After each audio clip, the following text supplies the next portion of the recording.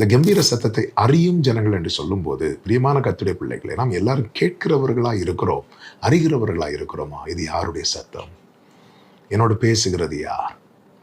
சபைக்கு நிழலாய் சொல்லப்பட்டிருக்கிற சூலேமியாள் உன்னத பாட்டு 2வது அதிகாரத்தில் நீங்க பார்த்தீங்கன்னா, நேசர் சொல்லுகிறார், அவளுக்கு மனதாக மட்டும் அவளை நித்திரை பண்ண விடுங்கள், விழிக்க பண்ண வேண்டாம், அவளை எழுப்பிடாதீங்க என்று எருசலேம் குமாரத்திகளோடு அவர் பேசுகிற சத்தத்தை கேட்டதும் அவள் சொல்லுகிறாள், இது என்னுடைய நேசரின் சத்தம், இது என் நேசருடைய சத்தம் அல்லவா என்று சொல்லி எழும்புகிறாள். சபை இப்படிதான் இருக்க வேண்டும், கேட்கிறவர்களாய் மட்டுமல்ல, அறிகிறவர்களாய்.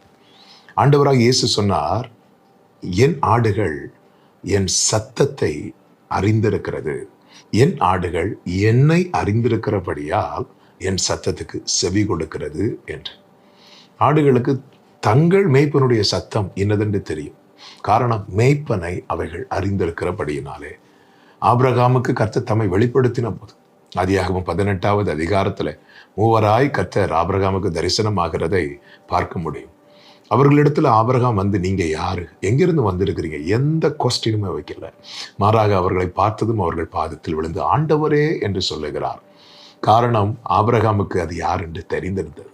எப்படி தெரிந்திருந்தது என்றால், 24 வருட பழக்கம்.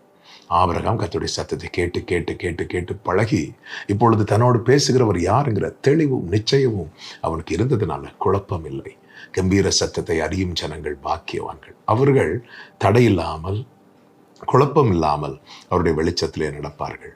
தேவனோடு உள்ள பழக்கம்தான் இது அறிந்து கொள்வதற்கு மிக மிக தேவையானது.